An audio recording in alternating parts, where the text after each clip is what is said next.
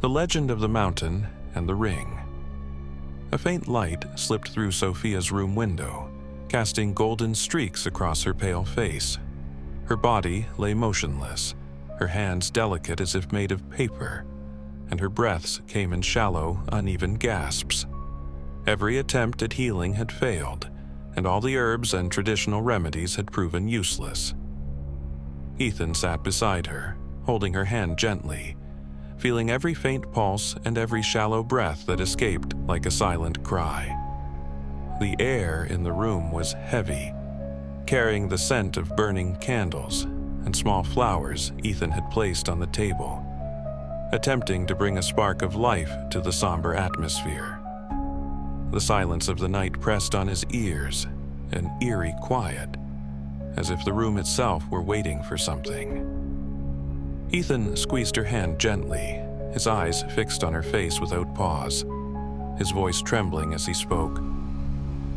"Sophia, wake up, I'm here."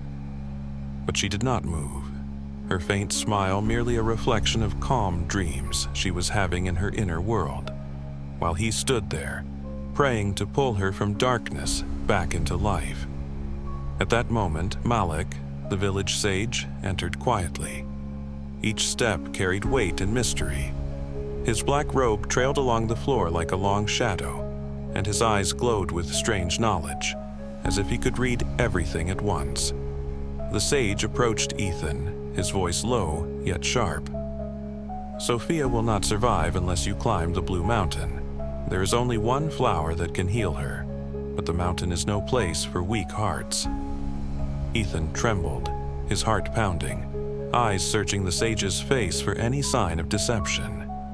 Yet something in his voice made all doubt vanish. A mixture of fear and hope surged through his body. Suddenly, he stood, gripping his arm with determination. "I'll go. No matter the cost, I will bring Sophia back safe." The sage smiled mysteriously, as if testing him, then nodded calmly, as though everything had been written beforehand on a board whose dimensions Ethan could not yet understand. Night deepened, carrying the scent of distant forests, the sounds of wild animals and a sense of dread in every corner. Ethan sat beside Sophia for a long while, whispering in silence, knowing that each passing moment could be the last. With the first rays of morning sunlight, he began his journey to the cursed mountain. The jagged rocks beneath his feet, the cold wind whipping his clothes, and strange sounds from the trees made each step a perilous adventure. He knew that every step upward would test his courage and love, and that only his heart could guide him to the end. The rocks were sharp as blades, the wind howled, carrying whispers as though the mountain itself warned him to turn back. Fog wound around his feet like hidden arms, climbing with him as he scaled the stones, blurring his vision and amplifying his sense of isolation and danger. Light filtering through the scattered trees cast golden lines across the rocks, only to vanish quickly among the shadows. Birds did not sing. The cold air carried the scent of damp earth, and something mysterious watched him from the trees. Suddenly, the first group of the mountain's goblin soldiers appeared, dwarfish giants with grotesque faces and glowing red eyes. They crept slowly among the rocks, hiding in shadows before attacking mercilessly. Their weapons, made of bone and black stone, seemed to have minds of their own, each strike echoing like terror through Ethan's chest. He paused, heart racing, every muscle tense, but his eyes glimmered with resolve. He drew a deep breath and remembered the words of the djinn from his dream. "Do not focus on fear. Focus on your heart and the love that drives you." The fight began. He leaped from rock to rock, hiding behind boulders, hurling stones at the goblin's eyes, swinging his wooden staff with precise, rapid strikes, blocking their attacks and dodging their razor-sharp claws. Each blow, each scratch reminded him of his mission, to save Sophia, no matter the cost. At one point, a larger goblin lunged directly at him, but he jumped aside, and the creature collided with the rocks, falling in pain. Its scream was horrifying, echoing with the ferocity of all the other soldiers. The battle raged for hours. Every strike was deadly. Every misstep could mean death. But Ethan was quick and clever, relentless and unyielding.